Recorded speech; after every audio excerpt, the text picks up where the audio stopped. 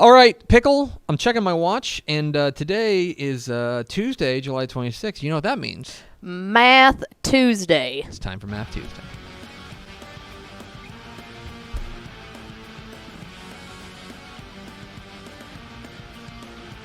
Math Tuesday.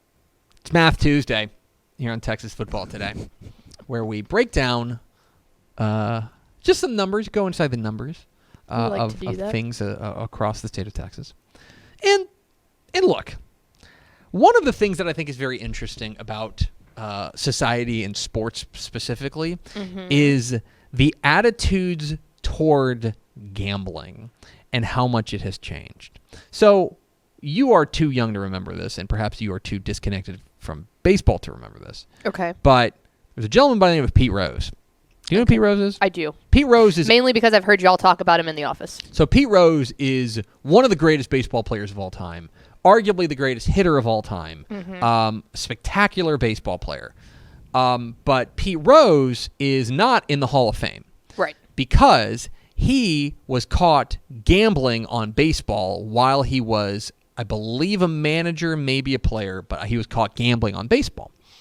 And so gambling has always been like verboten. You cannot talk about it on broadcasts. You can't bring it up. You have to like talk around it, things like that. Al Michaels, in the later part of his career, like in the 2010s, he got very like, it was Al Michaels and Brent Musburger. Both got very famous by like talking around it, but in like more like wink terms of like there would be a late touchdown and they would say, well, that's a very important touchdown for a certain segment of the population, things like that, right? You can't mention it. It's like, oh, now the over has hit, or now they're covering the spread, or things like that. Because that could sound like they're just talking about the fans of the team. Because gambling was just like verboten in sports. And the funny thing is, it's probably because it's not legal in every state. That's part of it. That's got to be part of it. Certainly that's part of it. Part of it is that it's not legal in every state. It's becoming more legal across the country. And it's also worth mentioning, by the way, this is a pretty uniquely American phenomenon. If you go over to soccer matches in England, you can bet at the game. Yeah. Like they have like a betting window at the game. And so, yeah, there's not that. And you see the jerseys that have like the betting sponsors on it and stuff like that. But there's always this, in America, there was always this separation of church and state, right? That separation has certainly narrowed, and now I think you see it all the time with in media coverage. People are willing to openly talk about gambling. They're willing to openly talk about the lines. They're willing to openly talk about these types of things, over-unders, spreads, prop bets, etc. I like to gamble. That's me. If it's not right for you, don't do it. But like, I like to gamble. If you work in a college athletics, you cannot do any gambling. Not on NFL, not on college. Because you've got a lot of buddies who are in like the athletic departments. And my boyfriend works in college athletics, and they had one of their big facilities and event management things in Vegas this year. And I was like, "Oh, are you going to go to the sports book?" And he's like, absolutely not. He was like, there's college athletics people, they can't bet on anything. He could not go, and he works in college athletics, right? So he couldn't go and bet on a Major League Baseball game. Nope, they can't do it. And that's what's crazy. I thought it was just college athletics, which at that point, completely understand. Not being able to bet on, because I was like, yeah, there's NBA games going on. Yeah. Are you going to, like the finals was going on, I think, when he was down there. And I was like, are you going to go put some money down on a sports book? He was like, absolutely not. Yeah. Like compliance is everywhere. That's my job. Yeah. Right. But gambling is becoming more and more a part of sports consumption. And we've certainly done our part to bring that along. You may remember our dearly departed free money. We have some other things in the pipeline that we think you might like. And so I thought it was be interesting to take a look at the college football coaches in the state of Texas and how they have fared against the spread. How they have fared going up against what Vegas thinks, or the books, I should say, think they're going to do.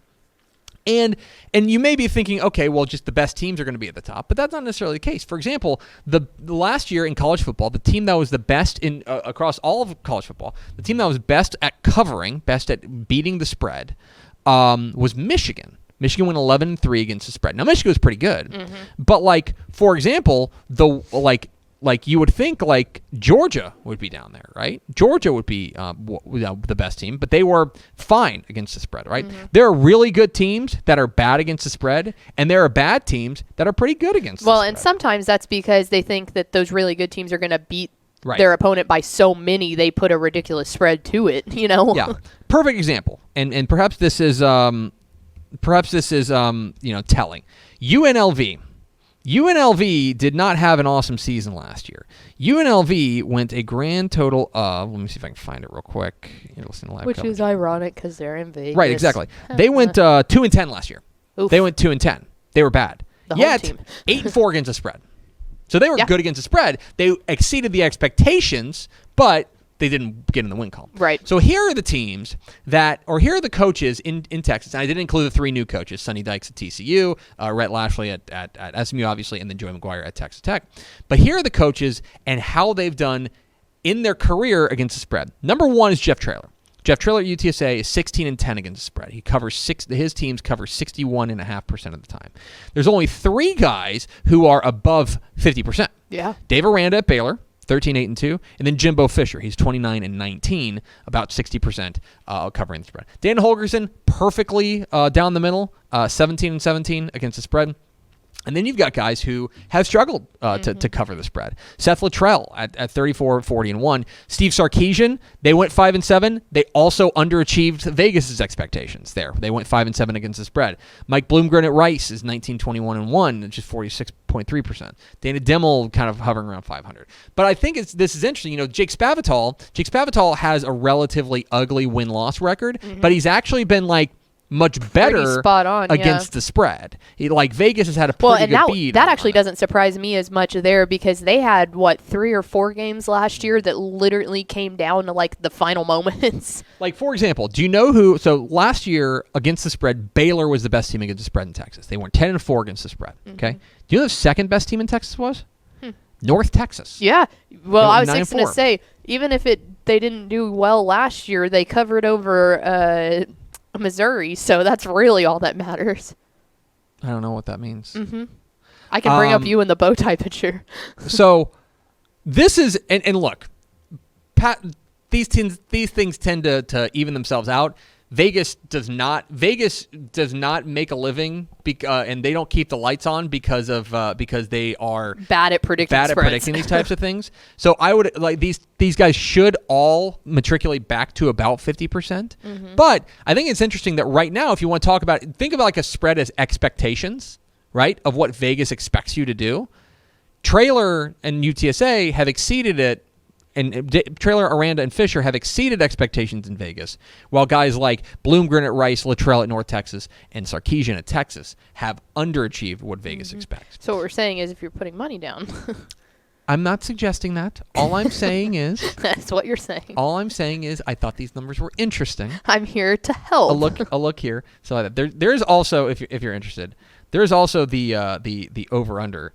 And Rice hit the over 75% of their games last year. 9-3 in the over, as opposed to the worst team in Texas was North Texas. They were 4-8 on hitting the over under. So that tracks. Anyway, there you go. A little interesting look at some betting angles with college football as we are careening towards football season. We're about a month away. A month away, we'll be playing football. Let's go. Yeah, there will be a college football game because there's North Texas versus UTEP in the Sun Bowl on week 0. Week 0. Yeah, you'll love to see it. Anyway, there it is. Math Tuesday. Thanks so much for watching that video. If you would like more and to be notified when they come out, go ahead and click that subscribe button right down there. You can also watch Texas Football Today every day live at noon on TexasFootball.com, Facebook, Twitch, and right here on YouTube. For more of the best coverage of Texas football in the Lone Star State, go to TexasFootball.com/subscribe.